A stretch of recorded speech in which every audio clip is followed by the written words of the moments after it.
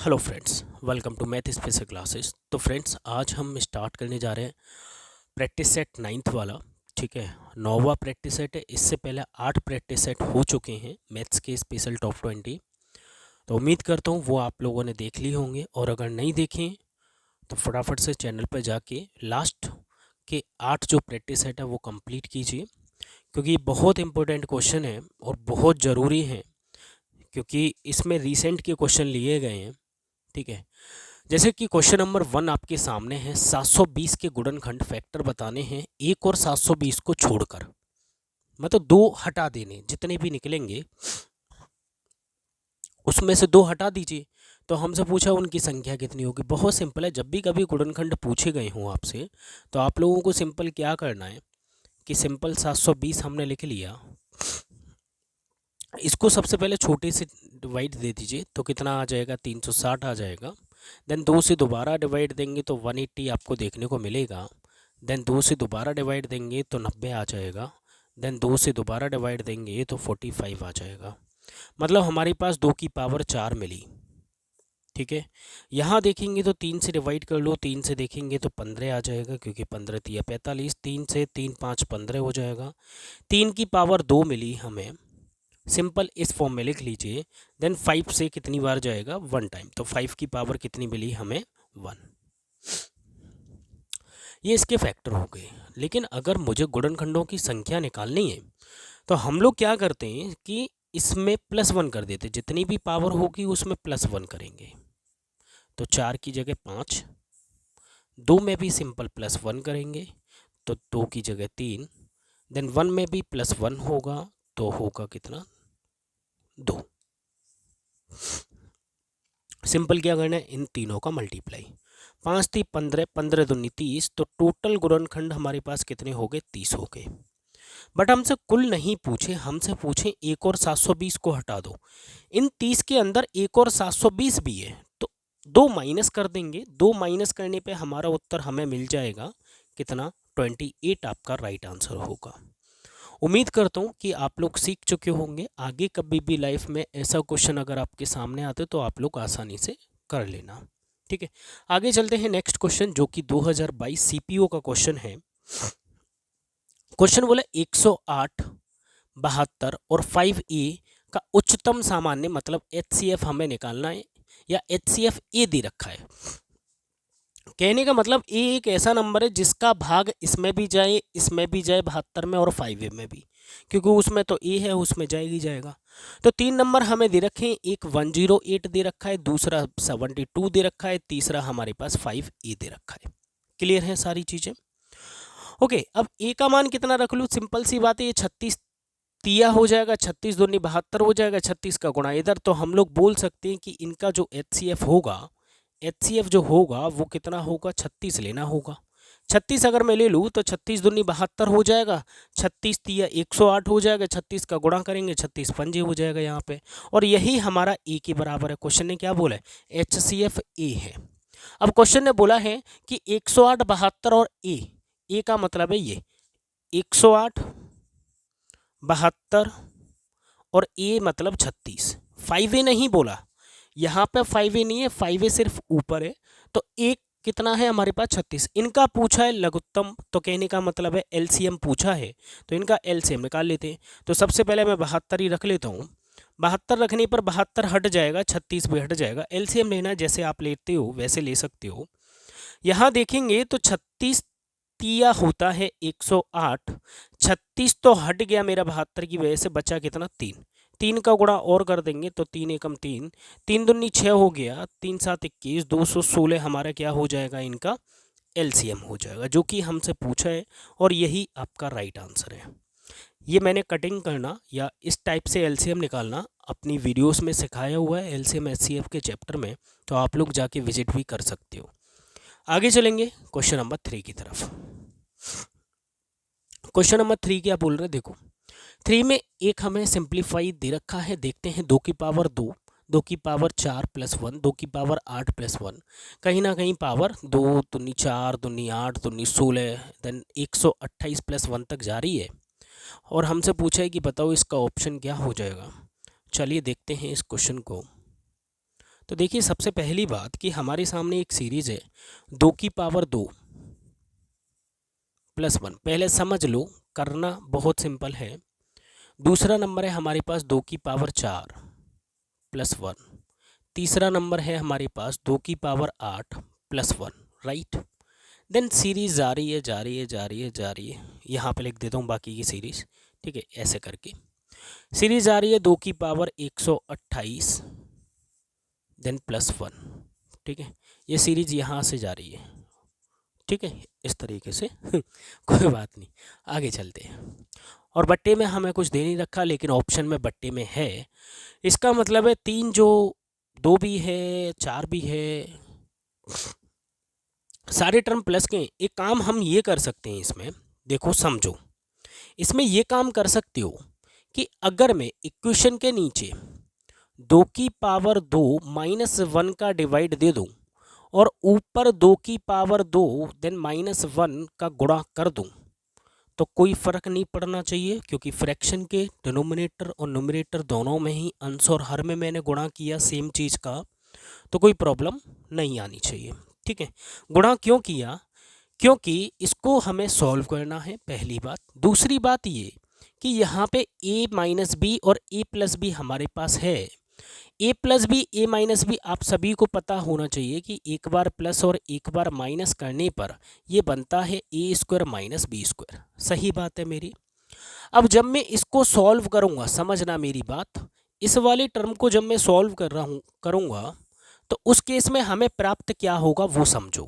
तो 2 की पावर 2 है, अगर मैं 2 के स्क्वायर का अगर मैं स्क्वायर करूं, क्योंकि a + b a - b a² - b² होगा, तो 2 की पावर बनेगी कितनी? 4, माइनस का बनेगी 1।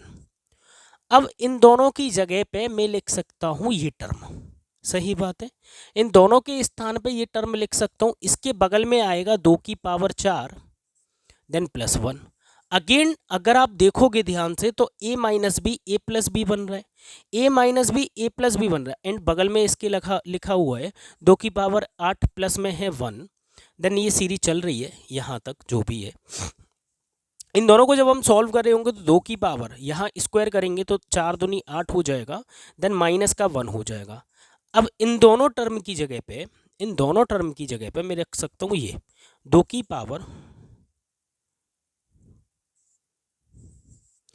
पावर 8 + 1। देन सीरीज चल रही होगी यहाँ तक, ठीक है। तो हमें एक चीज़ समझ में आई कि माइनस वाला टर्म बनता चल रहा है, प्लस वाला हमारे पास पहले से क्वेश्चन में है। भाई यहाँ पर भी प्लस वाला तो क्वेश्चन से लिया, माइनस वाला हमारी तरफ से हो गया। अब इनको जब आप सॉल्व करोगे तो 2 की पावर 16 बनेगा, देन -1 बनेगा, तो माइनस वाला टर्म तो बन गया, देन प्लस वाला क्वेश्चन में दे रखा है 2 की पावर 16 + 1, तो ये भी कट जाएगा। तो कहने का मतलब है ये सीरीज कट रही होगी, +1 और -1 ये कटते हुए चल रहे होंगे और चल रहे होंगे, कहीं ना कहीं यहाँ पर एक टर्म मिलेगा आपको, कितना? 2 की पावर 128 देन -1। बोलो, जब हम इस पूरी इक्वेशन को सॉल्व कर रहे होंगे तो ये 2 टर्म बनेंगे, इन 2 टर्म को सॉल्व करना होगा, ठीक है। शुरुआत की तो सीरीज हमने इन दोनों को किया तो हमें ये मिला, इन दोनों को किया तो ये मिला, इन दोनों को किया तो ये मिला, इसके साथ में प्लस वाले को किया तो हमें ये मिला। और आगे जब हम टर्म को सॉल्व करेंगे, अब ये टर्म मिला, ये 2 टर्म है। अब इसको a + b a - b है तो a² - b², इसका स्क्वायर करेंगे तो 2 की पावर 256 बनेगा, माइनस का बनेगा 1, क्योंकि एक का स्क्वायर करो कोई दिक्कत नहीं। बट्टे में हमारे पास कितना है? 2 की पावर 2 - 1, मतलब 4 में से हम लोग 1 घटा देंगे, 4 में से मतलब 1 घटा देंगे तो कितना होगा? डिनोमिनेटर में 3, तो बट्टे में आ जाएगा 3। तो ये आपका राइट आंसर हो जाएगा। क्यों? क्योंकि 256 प्लस में हमारे पास है ही नहीं है, तो इसका मतलब है जो राइट आंसर होगा कितना हो जाएगा? 2 की पावर 256 - 1 बट्टे में 3। उम्मीद करता हूँ समझ में आ चुका होगा। पूरा क्वेश्चन बेस्ड है सिर्फ a² - b² पे, समझ के। तो इसका जो आंसर है 2 की पावर 256 - 1 बट्टे में 3, ऑप्शन नंबर बी आपका बिल्कुल राइट है। क्लियर? फटाफट से देख लीजिए एक बार। पहले इसका गुणा किया, ये दोनों मिलकर ये बन गया, इन दोनों का सिंप्लीफाई किया तो ये बना, इन दोनों का सिंप्लीफाई किया तो ये बन गया। इससे फाइनल हम सीरीज समझ गए कि चल क्या रहा है सीरीज में। तो यहाँ पर हमारा माइनस का टर्म आया, इन दोनों को जब हम सॉल्व करेंगे, ये लास्ट वाला टर्म यहाँ से लिए, दोनों को सॉल्व करेंगे 2 की पावर 256 माइनस 1 बट्टे में 3 है ये। ठीक है, चलिए नेक्स्ट क्वेश्चन की तरफ चलेंगे, क्वेश्चन नंबर 4 की तरफ। 4 साइन की पावर 6a प्लस कॉस 6 की power a then minus sine 4a then cos 4a और प्लस में 8। आप चाहो तो a का मान, एक काम करो 0 रख लो या फिर 45 रख लो। a का मान मैं यहाँ पे पुट कर रहा हूँ 0 क्योंकि आसान होगा इसलिए। तो सबसे पहले हमें दे रखा है 4 साइन 6 0, साइन 0 की वैल्यू 0 देन 0 हो जाएगा, प्लस में हो जाएगा कॉस 0 का मान 1 होता है। ठीक है, देन माइनस 6 ब्रैकेट साइन 0 हो जाएगा 0 देन प्लस 1 देन बाहर है प्लस में 8। ये सॉल्व करना है। तो 4 एकम 4 तो ये हो गया, देन माइनस 6 हो गया, प्लस में 8 हो गया। 8 और 4 12, 12 में से 6 गई, बचे कितने? आप बोलोगे सर 6 बचे, और यही आपका राइट आंसर होगा। क्या हो जाएगा? वैल्यू पुट कर सकते हो भाई, थीटा का मान रख दो, थीटा का मान मैंने 0 रख दिया। आप चाहो तो 45 भी रख सकते हो, 45 से कैलकुलेशन बढ़ जाएगी थोड़ी सी। हाइट एंड डिस्टेंस का क्वेश्चन है, कीजिए। देखिए, दो मीनार दे रखी हैं P और Q के बीच स्थित एक बिंदु है, ठीक बीच में, ठीक है, मान लीजिए, और जिसका उन्नयन कोण एंगल ऑफ एलिवेशन दे रखा है 30 डिग्री और 60 डिग्री। ठीक है, एक मीनार तो हमारे पास ये है और एक मीनार है हमारे पास ये, क्योंकि एक 30 डिग्री है, एक 60 डिग्री है, बट ये मिड पॉइंट है। कहने का मतलब है ये भुजा इसके बराबर है, चाहे लग रही हो या नहीं, लेकिन बराबर है। अच्छा, हमसे ये बोला ये 30 डिग्री दे रखा है, ये हमें 60 डिग्री दे रखा है। ठीक है, अगर ये 60 है, ये 90 हो गया ये मीनार। ऊपर वाला कितना हो जाएगा? आप बोलोगे सर 60 हो जाएगा। ये कितना हो जाएगा? आप बोलोगे सर 30 डिग्री हो जाएगा। इतना क्लियर है सारी चीज़ें। P और Q की ऊंचाई पूछी, ऊंचाइयों का अनुपात। कहने का मतलब है हमसे पूछा ये इसकी लंबाई और इसकी लंबाई, लेकिन ये हमें बराबर दे रखा है। इस टाइप के क्वेश्चन में रेशियो आप लोगों को पता होना चाहिए कि 30 डिग्री के सामने क्या होता है। तो यहाँ पे अगर 30 डिग्री है तो 30 डिग्री के सामने होगा 1 रेशियो में। यहाँ 60 है तो 60 डिग्री के सामने होगा √3, और ये हमारा 2 होता है। इससे फिलहाल कोई मतलब नहीं है 90 के सामने। तो हम लोग क्या कर सकते हैं कि 60 के सामने पहले तो लिख दो √3, 30 के सामने कितना होगा? 1 होगा, 30 के सामने कितना होगा? 1 होगा, 60 के सामने कितना होगा? √3 होगा।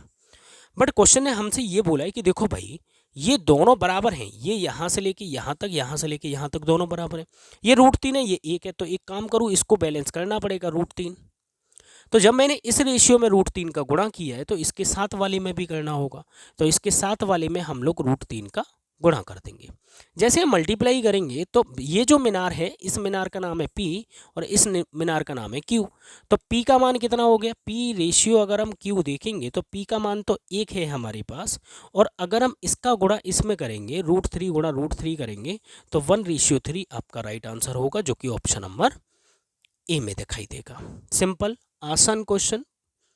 ठीक है, क्वेश्चन देखिए, एक वृत्ताकार डिस्क का भार, वृत्ताकार, ठीक है, एक सर्कल टाइप की एक डिस्क है, जैसे CD DVD होती है, उसकी त्रिज्या के वर्ग और उसकी मोटाई के गुणनफल के अनुक्रमानुपाती। इसका मतलब होता है डायरेक्टली प्रोपोर्शनल है, सीधी रेखा में है, डायरेक्टली प्रोपोर्शनल। देखिए, जो भार है, समझना, जो भार है मतलब वेट जो है बराबर है उसकी वर्ग की, मतलब त्रिज्या के वर्ग, रेडियस का वर्ग या r का वर्ग में कर दूं, त्रिज्या का वर्ग, और उसकी मोटाई के गुणनफल के बराबर है। ये हमें क्वेश्चन ने एक फॉर्मूला भाषा के थ्रू बता दिया है कि भार बराबर हो जाएगा त्रिज्या का वर्ग गुणा में मोटाई। तो यहाँ तक हमने सॉल्व कर लिया। दो समरूप और समान डिस्क की मोटाइयाँ दे रखी हैं। देखिए, मोटाइयाँ गिवन है हमारे पास। क्वेश्चन ने बोला है भार जो है, भार भी दे रखा है, दूसरी से 4 गुना है, तो त्रिज्याओं का अनुपात पूछा है। तो एक बात बताओ, यहाँ से त्रिज्या बराबर क्या होगा? आप बोलोगे सर मोटाई को इसके नीचे भेज दो, तो त्रिज्या का स्क्वायर बराबर हो जाएगा किसके? भार बट्टे में हो जाएगा मोटाई। सही बात है। इसको हमें सॉल्व करना होगा और हम लोग आंसर निकाल सकते हैं। तो R1 का स्क्वायर ले लो, चाहे R2 का स्क्वायर ले लो, चाहे सिंपल कर लो। तो अगर हम देखेंगे दो वृत्ताकार डिस्क हैं, पहली और दूसरी में पहले भार देखो, भार दूसरी लाइन में दे रखा है, डिस्क का भार दूसरी डिस्क के भार से 4 गुना है, मतलब यहाँ पे दूसरी डिस्क से 4 गुना तो ये भार है। भार को भाग कर दो कितने से, 16:9 से, 16:9 से। तो यहाँ पर अगर हम देखेंगे 4 चौक 16 हो गया, 4 को इधर भेजेंगे, 9 को इधर भेजेंगे, तो 9 कितना हो जाएगा 4। ये क्या है हमारा त्रिज्या का वर्ग।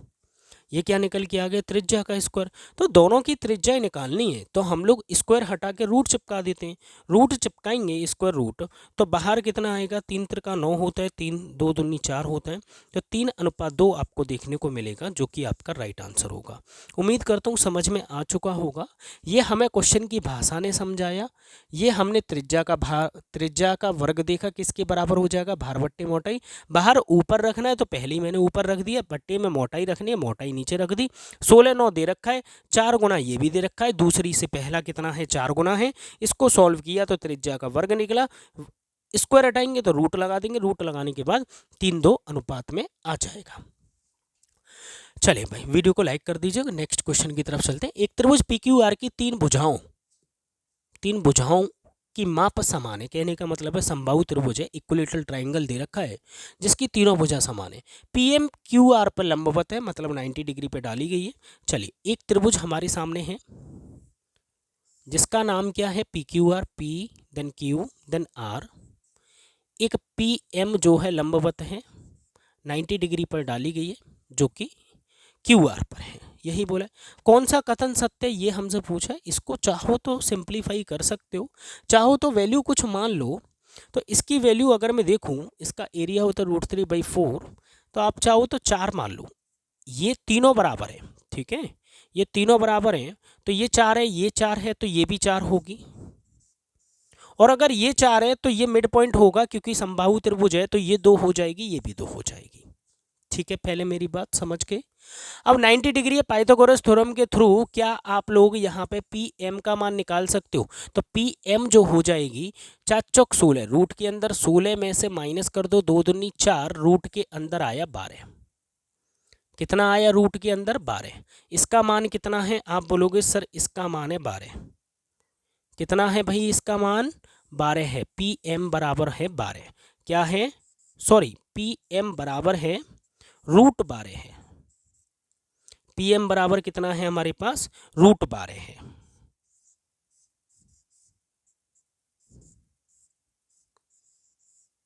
समझ गए मेरी बात। PM बराबर कितना है, √12। बट हमसे अगर मैं ऑप्शन में देखूं तो सब पे स्क्वायर चिपका हुआ है। तो एक बात बताओ, PM का स्क्वायर अगर हमें निकालना है तो हम लोग क्या कर सकते हैं, रूट हटाओ, इधर कर दो, PM का स्क्वायर बराबर हो जाएगा 12। PM का स्क्वायर सब में कितना हो जाएगा, 12 हो जाएगा फिलहाल। ओके, अब हमारे सामने PM और क्या है PQ। अच्छा PQ यहाँ से अगर मैं देखूँ तो PQ बराबर कितना लिया है हमने, आप कितना भी ले सकते हो, 4 4 4 6 6 6 5 5 5 3 3 3, वो लास्ट में कटेगा। तो PQ का मान हमें दे रखा है देखो 4, बट इसमें भी स्क्वायर है, तो PQ का स्क्वायर अगर हम निकालेंगे तो 16 हो जाएगा कि नहीं। PQ का स्क्वायर कितना हो गया, 16। अब ये अलग अलग है, अब इनको मुझे रिलेट करना है। तो रिलेट करने के लिए सिंपल PQ का स्क्वायर देन बट्टे में ले लो PM का स्क्वायर, और ये बराबर है किसके, 16 बट्टे में 12 के। इसको सॉल्व कर लें तो 4 चौक 16, 4 12, तो 3 का गुणा 3PQ का स्क्वायर बराबर हो जाएगा 4PM का स्क्वायर। आप चाहो तो PQ के स्क्वायर का वैल्यू पुट करके भी कर सकते हो, अगर ऐसे नहीं कर रहे हो तो वैल्यू पुट कर लो, अदरवाइज ऐसे बराबर रख लो, PQ का स्क्वायर अपॉन PM का स्क्वायर बराबर में 16 बट्टे 12, तो 3PQ का स्क्वायर 4PM का स्क्वायर ऑप्शन नंबर बी में आपको देखने को मिल जाएगा। ठीक है, तो मैंने क्या किया, ये मैंने लेट किया है 4, कहीं से लिखा नहीं है, ये मैंने माना है। ठीक है, इसे मानते ही हमने सारी चीज़ें निकाली। यहाँ पे PM का मान निकाला, PM बराबर √12 था, PM का स्क्वायर ऑप्शन में दिख रहा था, इसलिए मैंने 12 कर लिया। PQ 4 था, PQ का स्क्वायर बनाया तो 16, बाकी दोनों को रिलेट किया तो 3PQ का स्क्वायर बराबर 4PM का स्क्वायर हो गया। बताओ कितना सिंपल था। इसी बात पर लाइक कर दो यार। नेक्स्ट क्वेश्चन है आपके सामने ABC, एक साझेदार पार्टनरशिप का क्वेश्चन है। चलिए देखते हैं भाई। ABC 3 व्यापारी हैं जो कि 20,000, 25,000 और 10,000 प्रारंभ में निवेश करके व्यापार शुरू करते हैं। चलिए लिख लेते हैं। A है, फिर B है, फिर C है। A जो है 20,000 दे रहा है, B जो है 25,000 दे रहा है और C जो है 10,000 दे रहा है। राइट। आगे क्या बोला, यहाँ तक क्वेश्चन हो गया हमारा। ठीक है, प्रारंभ से 5 महीने के बाद ए ने 4,000 रुपये और मिला दिए। तो मतलब 4 महीने तक, 5 महीने तक तो ए ने 20,000 रुपये ही लगा कर रखे। ठीक है, 5 महीने के बाद में जो 20,000 थे वो तो थे, लेकिन 4,000 और दे दिए, तो यहाँ पर पैसा कितना हो गया? आप बोलोगे सर 24,000 हो गया। बाकी वर्ष, एक वर्ष का अगर व्यापार है, एक वर्ष का अगर व्यापार है, तो इसके पास समय कितना बचा होगा? 5 महीने ऊपर चले गए तो नीचे हमारे पास 7 महीने बचे। आगे चलते हैं। प्रारंभ से 6 महीने बाद सी ने, प्रारंभ से 6 महीने बाद मतलब सी ने 6 महीने तक तो 10,000 चलाए, 10,000 में 8,000 और जोड़ दिए। सी ने कितने जोड़ दिए? 8,000, तो 18,000 हो गए और 18,000 बाकी के 6 महीने चले। प्रारंभ से 4 महीने के बाद बी ने 8,000 रुपये वापस ले लिए। क्या किया? 8,000 रुपये वापस ले लिए। ठीक है, यहाँ पर ये देख लेना कौन निवेश कर रहा है, कौन वापस ले रहा है। तो 8,000 रुपये निवेश किए हैं और यहाँ निवेश किए हैं, यहाँ पे 8,000 रुपये वापस ले रहा है। कितने महीने बाद ले रहा है ये वापस? 4 महीने बाद। तो 4 महीने तक तो ये पैसे चले। अब इसमें से हम लोग क्या करेंगे? 8 माइनस कर देंगे, बचेगा कितना?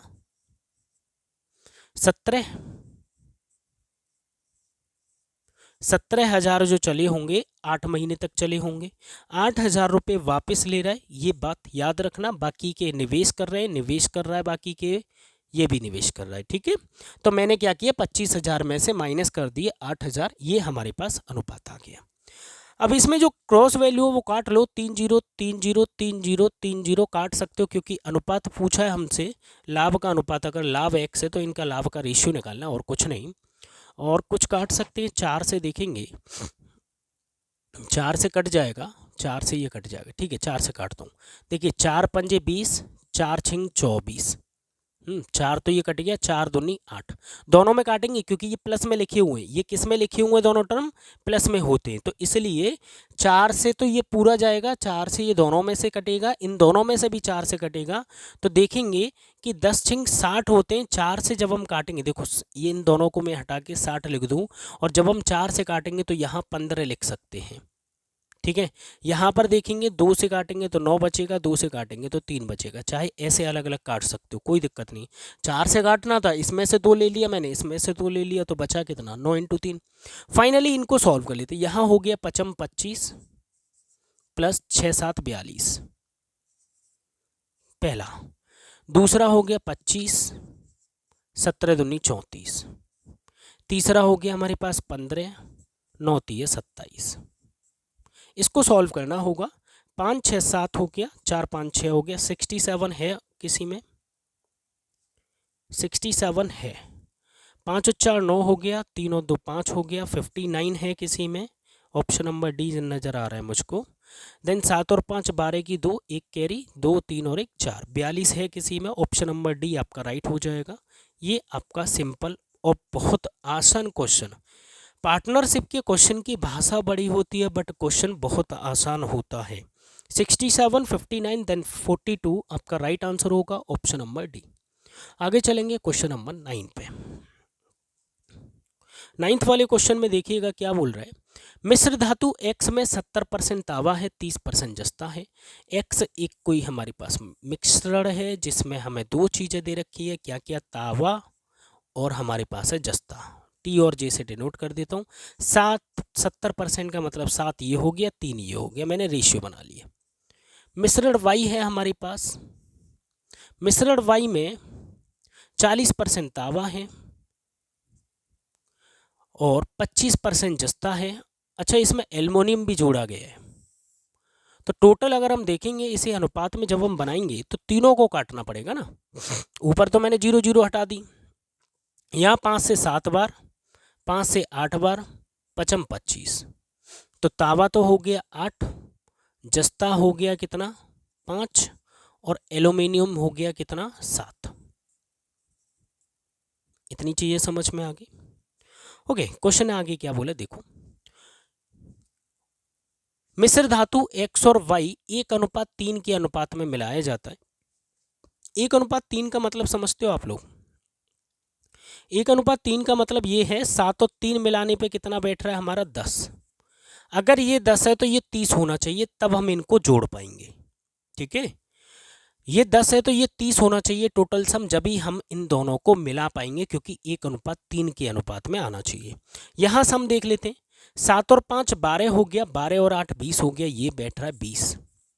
अब इन दोनों को ऐसा मल्टीप्लाई करो जिससे 1:3 बन जाए। तो आप लोग क्या करोगे कि मैं इसमें कर दूं 2 का गुणा, अभी ये दोनों बराबर हो गए, 20 ये हो गया 20 ये हो गया, तो इसमें कितने का गुणा कर दूं 3 का। जब आप इसे काटोगे, काटने पर 1:3 बन जाएगा। सिंपल सी बात है, 20 से 20 चला जाएगा 1:3 के अनुपात में। अब इनको मल्टीप्लाई करके बना लो। तो मल्टीप्लाई 2 का जब ऊपर हुआ है, 2 का यहाँ होगा, यहाँ 3 का होगा, यहाँ 3 का होगा, यहाँ भी 3 का होगा। हमसे पूछ क्या रहा है, नई बनी मिश्र धातु में तांबे और जस्ता का, तो एल्युमिनियम से मतलब नहीं है, तांबे और जस्ता को जोड़ लो। तो तांबा हम देखेंगे 7 दूनी 14, तो यहाँ से आया, देन प्लस दूसरे से तांबा कितना आया 8 थी या 24, 4 और 4 8, 2 और 1 3 हो गया 38, तो तांबा हो गया। जस्ते की बात करें 3 दूनी 6 हो गया, देन प्लस कर लेंगे 5 थी 15, 15 जब हम जोड़ेंगे तो 21 हमें देखने को मिलेगा। 38 और 21 हमारा राइट आंसर होगा, 38 21 ऑप्शन नंबर सी। एल्युमिनियम में भी पूछा होता, अगर पूछ सकता जस्ता या तांबा और एल्युमिनियम बताओ, या जस्ते और एल्युमिनियम का बताओ, तब हम इसका प्रयोग करते हैं। ठीक है, बाकी पूछा जाएगा तो हम बोल सकते हैं 7 या 21 है, बाकी ये आपका राइट आंसर होगा 38 और 21। ओके, चलिए, A, B और C समान क्रम में बारी बारी से काम करते हुए 15 दिनों में एक काम को कर सकते हैं। ABC ऐसे कर रहे हैं तो 15 दिनों में काम पूरा हो जाता है। ओके, A की दक्षता मतलब क्षमता B के समान है, A बराबर B दे रखा है, A की क्षमता B के समान है। आगे बोले C की क्षमता A के समान है, तो कहने का मतलब है C की क्षमता जब A के समान है तो ABC की क्षमता क्या बराबर है? अगर ABC की क्षमता तीनों की 1 मान लूँ और 15 दिनों में मान लो 15 काम कर रहे हैं, तो एक बात बताओ, जब क्षमता बराबर है, मैं बोल रहा हूँ मैं जितना खाना खाता हूँ उतना ही कोई और खाता है, तो बात वही रहेगी, मैं खाऊँ या वो खाए। ठीक है, या मैं ये बोल सकता हूँ मैं जितना काम कर दूँ उतना ही मेरे साथ का एक लड़का और कर लेता है, तो मैं मेरी जगह अगर वो चला जाए तो भी कोई दिक्कत नहीं है। तो अगर यहाँ पे मैंने बोला ए को काम पे बुलाया, ए काम पे नहीं आया तो बी कर देगा, बी नहीं करेगा तो सी कर देगा। तीनों चाहे कैसे भी काम करें, लेकिन तीनों की क्षमता कितनी है? तीनों की क्षमता बराबर है, क्योंकि क्वेश्चन बोल रहे हैं। तो क्वेश्चन में बोले यदि वे क्रम CAB में बारी बारी से कार्य करते हैं तो कार्य कितने दिनों में समाप्त होगा? तो वही क्वेश्चन है, चाहे ABC काम करें, चाहे CAB काम करें, चाहे BCA काम करें, तीनों जब बारी बारी से काम कर रहे हैं, क्योंकि क्षमता तीनों की बराबर आ रही है, क्योंकि B A के बराबर है, C A के बराबर है, तो तीनों बराबर हैं क्षमता में, और क्षमता में बराबर है। तो ABC अगर A plus B plus C अगर 15 दिनों में कर रहे हैं, क्षमता बराबर है। ठीक है, तो यहाँ पे B plus C plus A भी 15 दिनों में करेंगे, चाहे कुछ भी लिख लो, चाहे A plus C plus B ये भी 15 दिनों में करेंगे। क्यों? क्योंकि क्षमता बराबर है। ठीक है, ये तीनों मिलकर एक एक दिन भी काम करेंगे, चाहे CAB भी लिखना चाहो तो C plus A plus B अगर ये बारी बारी से भी काम करेंगे तो भी 15 दिन में काम करेंगे। वाई? रीज़न है सिर्फ एक ही कि इनकी क्षमता जो है बराबर है। एक काम करते हैं भाई एक दिन में, चाहे किसी को भी बुला लो, मैंने तो क्लियर कर दिया भाई, चाहे ए ले जाओ, चाहे बी ले जाओ, चाहे सी ले जाओ, एक ही काम करेंगे एक दिन में, हमें उससे मतलब ही नहीं है, एक्स्ट्रा कोई कर नहीं रहा। तो आंसर क्या हो जाएगा इसका? 15 डेज ही आपका राइट आंसर होगा। क्वेश्चन नंबर 11 देखिएगा, एक टंकी को पूरी तरह से पानी से भरने के लिए पानी से भरना है, जिसके लिए एक ही प्रकार के 8 पाइप का उपयोग किया गया। एक ही प्रकार का मतलब है कि क्षमता एक ही है, जो कि टंकी को 1 घंटे 40 मिनट में भर जाती है। 8 पाइपों द्वारा 8 घंटे 40 मिनट में भर जाती है। तो इसका मतलब है टंकी की कैपेसिटी निकाल सकते हो, टैंक की क्षमता कितनी होगी?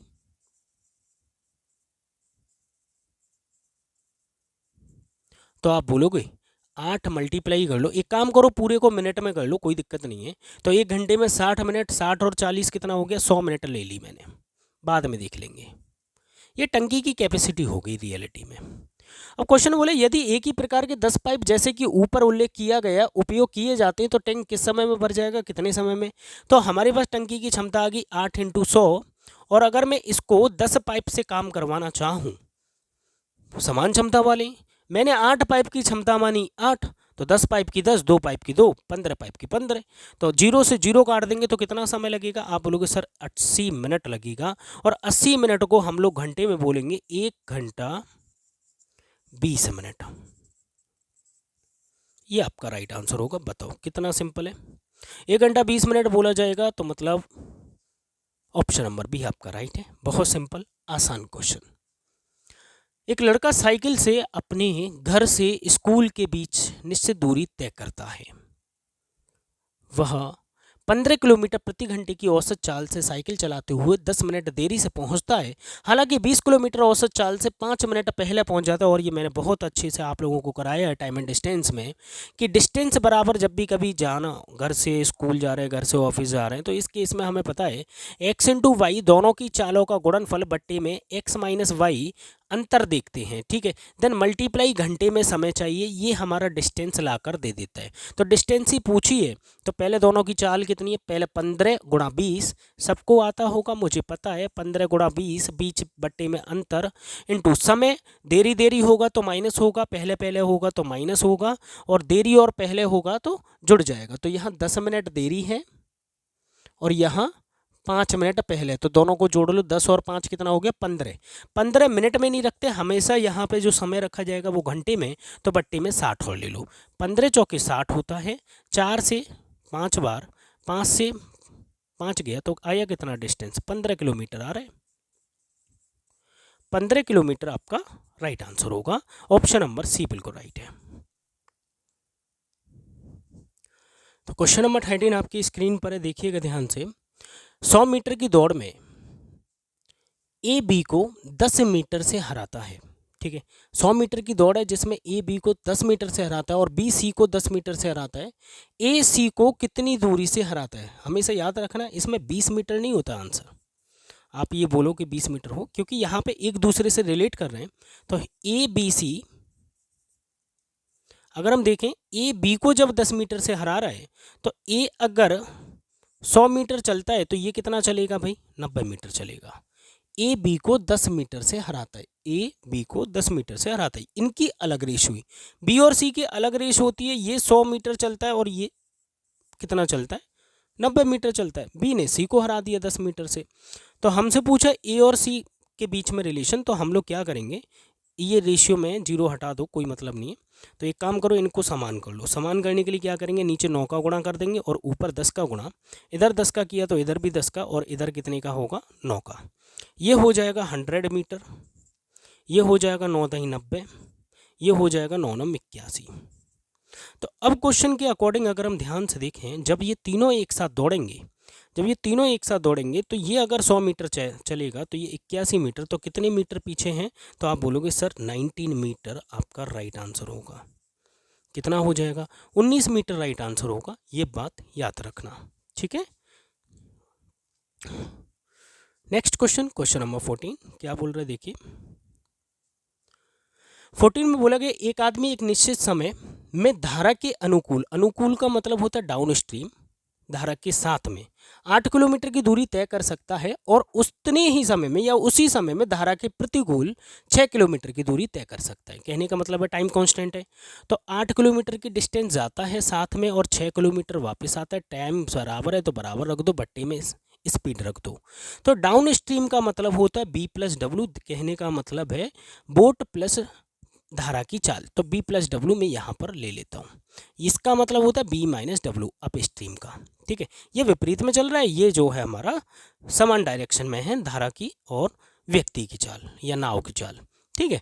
अब क्वेश्चन में बोले यदि, यहाँ तक हो गया, यदि वह धारा के प्रतिकूल 24 किलोमीटर और धारा के अनुकूल समान दूरी, कहने का मतलब 24 किलोमीटर ही, तो कुल समय लगता है हमारे पास कितना, 1 सही 3/4। धारा की गति पूछी है और धारा की गति निकालने के लिए बहुत आसान है। आप चाहो तो यहाँ पे डी और यू भी रिलेट कर सकते हो, लेकिन डी और यू का मान निकलेगा तो डी प्लस यू बट्टे में 2 करना पड़ेगा। आप वहाँ से भी निकाल सकते हो, कोई प्रॉब्लम नहीं, ऐसे भी निकाल सकते हो। अगर आप इनका गुणा करोगे, देखो 2 तिया 6 हो जाएगा, 2 चौके 8 हो जाएगा, 4 का गुणा करेंगे तो 4b then minus 4w then बराबर हो जाएगा 3b देन प्लस 3w। ठीक है, 3b को इधर भेजेंगे देन 1b इक्वल टू हो जाएगा 7w। तो बोट का जो रेशियो निकल के आया वो 7 आया, देन w की जो चाल आई वो 1 आई, एक x कांस्टेंट ले लीजिए। अब क्वेश्चन ने आगे बोले 24 किलोमीटर डाउन स्ट्रीम में और अप स्ट्रीम में, 24 किलोमीटर डाउन स्ट्रीम में और 24 किलोमीटर अप स्ट्रीम में जाने में कुल समय कितना लगता है, 4 एकम 4 और 3 7, 7 बट्टी में 4 समय लगता है। समझ गए? तो अब एक बार तो धारा के साथ में जुड़ेगी चाल, एक बार घटेगी, तो जब हम जोड़ेंगे 7 और 1 कितना हो जाएगा, 8x हो जाएगा, और 7 में से 1 जब जाएगा तो 6x हो जाएगा। x का मान यहाँ से मिलेगा, हमसे पूछिए धारा की गति, तो इसमें वैल्यू पुट कर देंगे, x का हमारे पास उत्तर आ जाएगा जो भी आना होगा। 8 तो ये 24 होता है, 6 चौके 24 होता है, 4 और 3 ऊपर 7 हो गया, नीचे एलसीएम लेंगे तो x ही हो जाएगा, बराबर में 7/4 हो जाएगा, 7 से 7 गया, x बराबर कितना आया 4। जब x का मान 4 है तो धारा की चाल कितनी हो जाएगी, आप बोलोगे सर एक x में वैल्यू पुट कर दो, तो 1 मल्टीप्लाई जब हम 4 करेंगे तो हमें देखने को मिलेगा 4 किलोमीटर प्रति घंटा ये धारा की चाल हो जाएगी, और यही आपका राइट आंसर होगा। बताओ कितना सिंपल, ऑप्शन नंबर ए बिल्कुल राइट है। ठीक है, तो ये बहुत सिंपल क्वेश्चन था। आगे चलते हैं, क्वेश्चन नंबर 15 देखिएगा क्या बोल रहे हैं। 15 में बोला गया ए अपनी मासिक आय का 68%, ए अपनी मासिक आय का 68% खर्च करता है। यदि ए की मासिक आय में 25% की वृद्धि की जाए और उसकी मासिक बचत में ट्रिपल स्टार लगा दो, कोई दिक्कत नहीं है। तो अगर हम 100 ले लें, 100 बराबर 68 हो गया खर्च,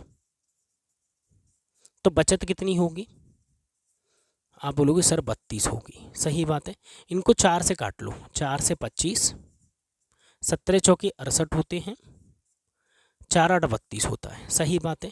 आय में बोला है 25% की वृद्धि, तो 25 का गुणा हो जाएगा, 25 25 625 हो जाएगा। ठीक है, ट्रिपल स्टार आप लोगों ने पढ़ा होगा बिल्कुल। ठीक है, जिसके क्वेश्चन आपको हर एग्जाम में देखने को मिलेंगे, याद रखना, बहुत इंपॉर्टेंट मेथड है। उसकी मासिक बचत में 15%, 15 अट्ठे 120 हो जाएगा।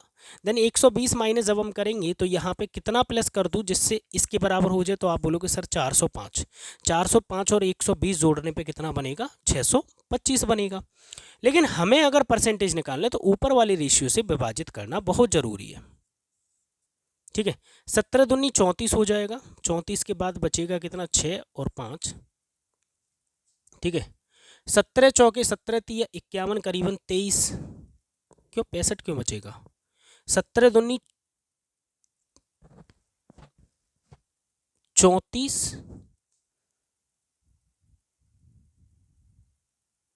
400 525 हो गया ना, ये तो 505 बचेगा यहाँ पे, यहाँ पर कितना बचेगा, 505 बचना चाहिए,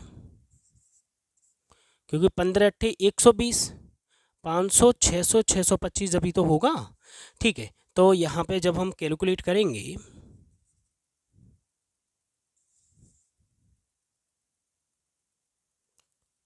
अब 17 से तो 2 बार ही जाएगा, 17 दूनी 34, 34 के बाद में यहाँ पर अगर हम देखें 50 है, 50 में से 34 गए, कितनी बची, 16, 165 आ रहा है, और 17 नंबर 153, 153, 53 के बाद में बचा कितना, 53, 7 और 9 मतलब 16, कितना बच रहा है भाई, 9 कैसे बच गया हमारे पास, एक सेकंड, 17 नंबर 153 हो गया, 165 है ना ये, 153, 7 और 5 12, 12 बट्टी में 17, 29 सही, 12 बट्टी में 17, ये आपका राइट आंसर होगा। देखिए सबसे पहली बात, ट्रिपल स्टार में सबसे पहले रेशियो बना लेते हैं, देन इसमें जितने का मल्टीप्लाई, देन मल्टीप्लाई दे रखा होता है, एक नंबर मिसिंग होता है, तो इसमें गुणा किए 625 आए, यहाँ पर आया 120, 120 को इसमें से घटा देंगे तो 505 हमें मिलेगा। ठीक है, 505 को हमने क्या किया, ऊपर वाले रेशियो से विभाजित किया, 17 से विभाजित करने पे हमें मिला 29 सही 12/17, 29 सही 12/17, ऑप्शन नंबर बी आपका बिल्कुल राइट होगा। ठीक है, चलिए क्वेश्चन नंबर 16 की तरफ चलते हैं। एक दुकानदार ने 3600 रुपये में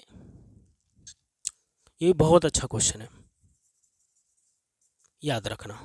3600 रुपये में एक निश्चित संख्या में सेब खरीदे और इसको ट्रिपल स्टार के थ्रू कर सकते हो, वही सेम रेशियो पैटर्न।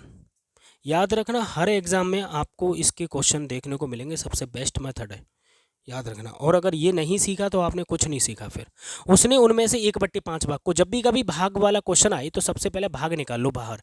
1/5 है, 1/4 भी है और 2/3 भी है। सबसे पहले टोटल वैल्यू हम लोग लेट कर लेते हैं कि टोटल संख्या जो है मैं 3600 रुपये में 60 आम खरीद के लाया। 60 कैसे आया सर? 60 ऐसे आया, 5, 4 और 3 का एलसीएम ले लिया, ऐसी संख्या मान ली जो कि इनसे विभाजित हो जाए। अब 60 नहीं तो आप 12 ले लो, 12 नहीं तो आप 5 ले लो। लो मैंने 5 ले ली, अब कितनी भी ले लो कोई फ़र्क नहीं पड़ता है। मैंने मान लिया 3600 रुपये में मैं लेके आया हूँ 5 आम है या संतरे सेब है जो भी है। 3600 रुपये में कितने लेकर आया मैं? 5 आम या 5 सेब या 5 संतरे लेके आया या सेब लाया। 5 में से 1/5 भाग, और 5 का 1/5 कितना होगा? आप बोलोगे सर 1 होगा। छोटा रेशियो ले लो, कोई ऐसा रेशियो जो कि कट जाए। 60 भी कटेगा, 12 भी कटेगा, 5 भी कटेगा, इन तीनों से कटना चाहिए, ठीक है। और उसमें शेष भी लगा हुआ है, ये सबसे इंपॉर्टेंट क्वेश्चन होता है इस टाइप के क्वेश्चन में। क्वेश्चन बोला शेष का 1/4, तो शेष कितने बचे? आप बोलोगे सर 4 बचे, क्योंकि 5 में से 1 बच गया, और शेष का 1/4 निकालेंगे तो कितना आएगा? आप बोलोगे सर ये भी 1 आएगा रेशियो। अब क्वेश्चन में बोला है शेष के 2/3, शेष कितना बचा? 5 में से 2 चले गए, बचे कितने? 3, और इसका 2/3 जब हम निकालेंगे 3 से 3 गया, बचा कितना? 2। सही बात है। अब इसके बाद में शेष बचा 2 और 2 4 और 1 5, एक लास्ट भी बचा, ये हमारा शेष वाला है। अब क्वेश्चन पढ़ लेते हैं। क्वेश्चन ने क्या बोला है वो देखो, 1/5 भाग को 10% हानि पे, ये ट्रिपल स्टार है। 1/5 भाग को मतलब इसको 10% हानि पे, 10% का गुणा कर देंगे, 10 हो जाएगा, हानि है तो माइनस लगाएंगे, याद रखना माइनस प्लस चलेगा।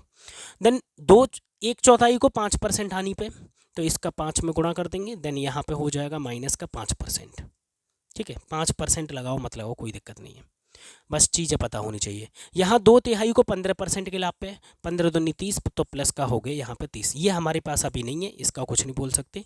ओवरऑल देखते, कुल मिलाकर 27% का लाभ हुआ, कुल मिलाकर 27 का गुणा कर दो, तो 27 का गुणा करेंगे, 5 7 35 की 5, 3 करी, 5 दूनी 10 और 3 13, 135। इतना समझ में आ गया मेरी बात कि मैंने टोटल माने सेब कितने? 5 सेब खरीदे कितने में? 5 सेब 3600 रुपये में, ठीक है। 3600 रुपये में अगर हमसे ये पूछ लेता कि देखो भाई कि इसका परसेंटेज बता दो, ये हमने कितने परसेंट लाभ या हानि पे बेचा है, तो हम लोग क्या करते, ये 15 माइनस का है और यहाँ प्लस का 30 है, तो यहाँ ओवरऑल जब हम सॉल्व करेंगे तो प्लस का 15 आ जाएगा, प्लस का 15 आ जाएगा। तो इतनी वैल्यू कितनी रखूँ मैं यहाँ पे जिससे कि 135 हो जाए, तो आप बोलोगे सर यहाँ प्लस का आएगा 120%। तो कहने का मतलब मेरा ये है, जो शेष इसके पास में सेब बचे हैं, शेष सेबों को किस कीमत पर बेचा जाए। और अगर यहाँ पे ये पूछ लेता शेष सेबों को कितने प्रतिशत लाभ पर बेचना होगा, तो हम लोग बोलते हैं 120% पर बेचना होगा। 120% लाभ पर, बट यहाँ पे रुपये पूछ रहा है, तो 120% लाभ का मतलब है कि इसकी फ्रैक्शन बनाओ, 6/5 लाभ है तो मतलब कितना बनेगा? 11/5, ये फ्रैक्शन याद रखना। अब इसकी जो है एक सेब की कीमत निकाल लो। एक सेब की कीमत निकालने के लिए मुझे क्या करना होगा, मतलब कहने का मतलब ये कि जितनी भी मैं सेब लाए ये रेशियो में है, इस एक सेब की कीमत कितनी होगी? 5 सेबों की कीमत है 3600, 5 सेबों की कीमत है 3600, तो 1/5, एक मैंने यहाँ से लिया, कुल संख्या 5 है, 5 की ये कीमत है, एक की कीमत बता दो, 5 7 35 होता है, 5 दूनी 10 होता है, 0 के 0, 720 रुपये एक सेब पड़ रहा है, और मैंने शेष को बेचा है 120% के लाभ पे। मतलब कितने का गुणा कर दूं? आप बोलोगे सर 11/5 का, 5 से भाग कर दो, 5 एकम 5 बोला जाता, 5 चौके 20, 5 चौके 20, 144 में 11 का गुणा करने का मतलब है ऐसे, तो 4 4 और 4 8 हो गया, 4 और 1 5 हो गया, और 1584 हमारा राइट आंसर हो जाएगा। 1584 देखने को मिलेगा ऑप्शन नंबर बी में। बताओ कितना सिंपल था, ठोको लाइक। और इसी को अगर आप करना चाहो नॉर्मल तरीके से भी कर सकते हो, कुछ भी मान के, बिना मतलब में कॉम्प्लिकेटेड बनाने से क्या मिल रहा है भाई। तो चीज़ें जब सिंपल हैं, दिमाग में सेव है डाटा, उसी हिसाब से करो ना। तो यहाँ पे कितना हो जाएगा 1584। बाकी आपकी कैलकुलेशन के ऊपर डिपेंड करता है आप कितनी जल्दी सॉर्ट करते हो या कितनी फास्ट करते हो, ठीक है। तो ये मेरे हिसाब से बेस्ट मेथड होगा। इसी बात पर वीडियो को लाइक कर दो। आशिमा ने 26 मार्च 2022 आसिमा ने 26 मार्च 2022 को एक राष्ट्रीय बैंक से 9% साधारण ब्याज पर 75,000 रुपये के ऋण लिए। यदि उसने उस राशि को 7 जून को पूरा कर दिया उसी वर्ष में, ठीक है, सेम वर्ष में 2022 में ही, तो उसने कितनी धनराशि का भुगतान किया। मतलब ये है, प्रिंसिपल तो दिया ही दिया होगा, ब्याज और कितनी थी इसमें जोड़कर बता दो जी। तो देखिए सबसे पहले ये देखो 26 मार्च से हमारे पास मार्च होती है 31 की, तो 4 और 1 5, 5 तो मार्च में हो गए दिन। मार्च के बाद अप्रैल हो गया 30 का, मई हो गया 31 का, जून कितने 7 दिन। टोटल मिला के जोड़ेंगे तो 30 और 30 60, 7 और 5 12 और 1 3, मतलब 73 दिन का ब्याज देना होगा। कितने दिन का ब्याज देना होगा? 73 दिन का ब्याज देना होगा। तो हमारे पास 75,000 रुपये की राशि है, इंटू कर दो कितने का 9%, 9/100 इंटू 73 दिन, तो 73/365 ले लूँ, ठीक है भाई। 73 से 5 बार जाता है, हर किसी को पता है। 2 जीरो ये निपटा दीजिए, 5 से डिवाइड कर दीजिए, 5 से 15 हो जाएगा 150, 15 नम्मा 135, 1350। ये क्या है? ब्याज ही ब्याज है। तो जब हमने इतने महीने मतलब 73 दिन तक किसी का पैसा यूज़ किया है तो उसको ब्याज भी देनी होगी। कितनी देनी होगी? 1350 रुपये। तो 0 5 3 6 और 7, 76350 ऑप्शन नंबर बी में देखने को मिलेगा। है कितना सिंपल है बताओ। अब कुछ लोग तो इसे भी छोड़ आएंगे भाई, ठीक है, बहुत आसान क्वेश्चन है। क्वेश्चन नंबर 18 देखिएगा, 18 वाला क्या बोल रहा है कि 2400 रुपये की धनराशि 10% वार्षिक की दर पर ऋण पर दी जाती है। निम्नलिखित में से कौन सा कथन सत्य है? 3 वर्ष के लिए चक्रवृद्धि ब्याज इतना रुपया है, 3 वर्षों के बाद में साधारण ब्याज और चक्रवृद्धि ब्याज कितना है, तो 3 वर्षों का CI निकाल लो पहले। तो 2400 रुपये का हम लोग अगर निकालेंगे कितना 1/10, तो पहले साल का ब्याज कितना होगा? आप बोलोगे सर 240। दूसरे साल का ब्याज कितना होगा? 240। तीसरे वर्ष का ब्याज कितना होगा? 240। लेकिन इस पर भी 1/10 जब हम निकालेंगे तो 24 होगा, यहाँ पर भी 24 होगा, यहाँ पर भी 24 होगा, क्योंकि इन दोनों का ब्याज। अब इसका 1/10 निकालेंगे तो 2.4 होगा। कितना निकालेंगे? 1/10। अब देखिए भाई टोटल ब्याज कितना हुआ? 24 तिया 72, 720 तो यहाँ से मिला, 24 तिया 72, 720 ये हो गया, 2 ये है, तो 722.4, सॉरी 24 तिया 72 ये हो गया हमारे पास, ठीक है। 72 में 2 और जोड़ देंगे तो 74.4 हो गया। इनको प्लस करेंगे 0.4, 4 7 8 9 और 7, 794.4 ये हमारा ब्याज है 3 वर्ष का टोटल। 794.4 पहला बिल्कुल सही है।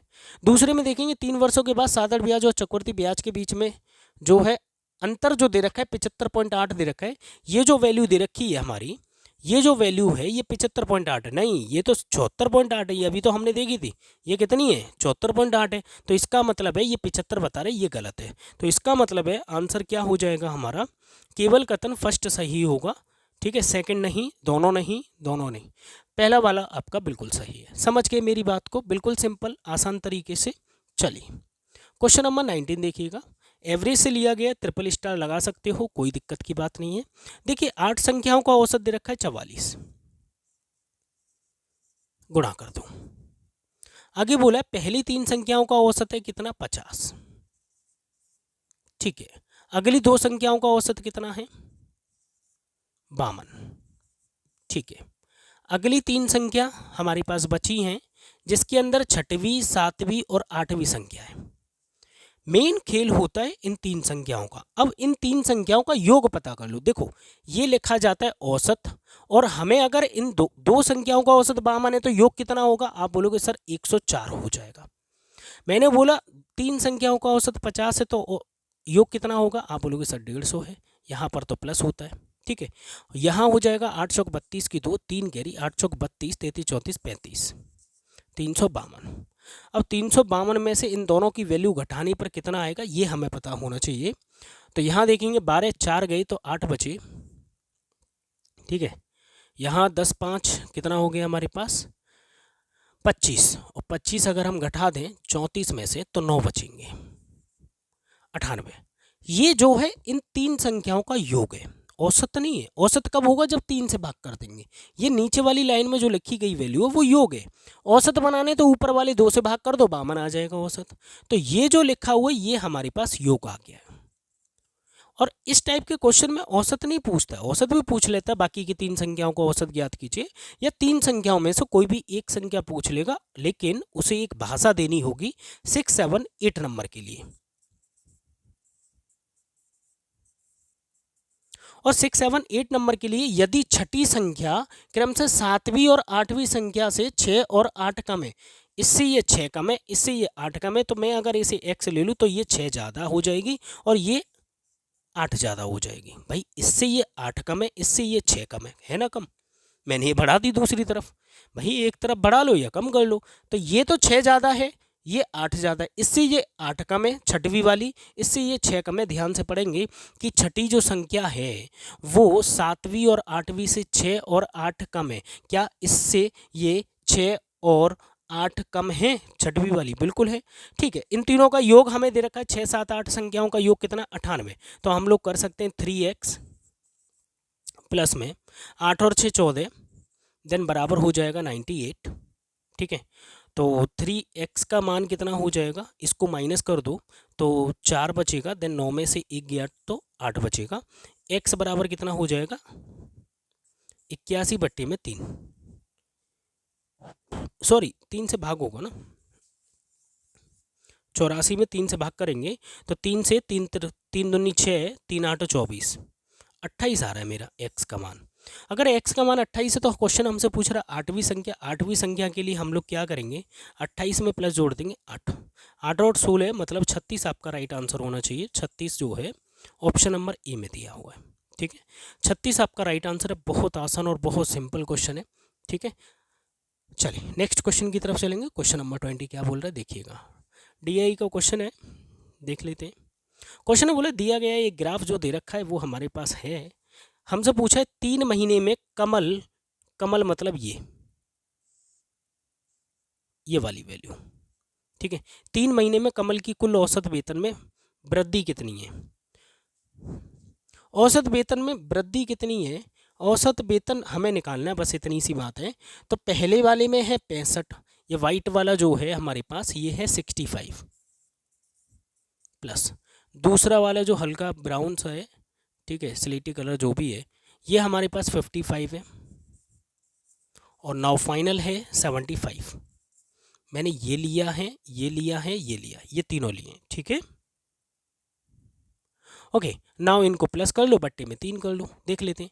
तो 5 5 10, 5 3 15, 15 की 5 1 कैरी, 6 और 5 11 और 1 12, 12 और 7 9, 195/3, 3 6 18, 3 5 15, 65 रुपये हमारा एवरेज हो जाएगा तीनों का। ठीक है, हाँ 65 रुपये, ऑप्शन नंबर डी आपका राइट होगा।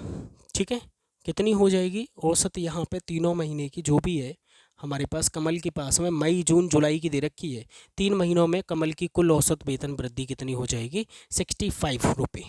ठीक है, ऑप्शन नंबर डी आपका राइट हो जाएगा। ठीक है, तो अभी तक वीडियो में सारी चीज़ें बहुत अच्छी हैं और वीडियो को आप लोग सपोर्ट नहीं कर रहे हो, ये गलत बात है। कम से कम वीडियो में कमेंट बॉक्स में अपनी सजेशन दे सकते हो, कमेंट बॉक्स में बता सकते हो वीडियो कैसी लगी, क्वेश्चन समझ में आई या किसी भी क्वेश्चन में प्रॉब्लम है अपनी प्रॉब्लम को शेयर कर सकते हो। ठीक है, तो उम्मीद करता हूँ आप सभी लोग मिलकर जो है मुझे सपोर्ट करें। ठीक है, और हमारे इस चैनल को आगे बढ़ाएं, आप लोगों के साथ की ज़रूरत है। अभी मैं चलता हूँ। ठीक है, फिर मुलाकात होगी नेक्स्ट प्रैक्टिस सेट के साथ में, जब तक के लिए बाय, टेक केयर।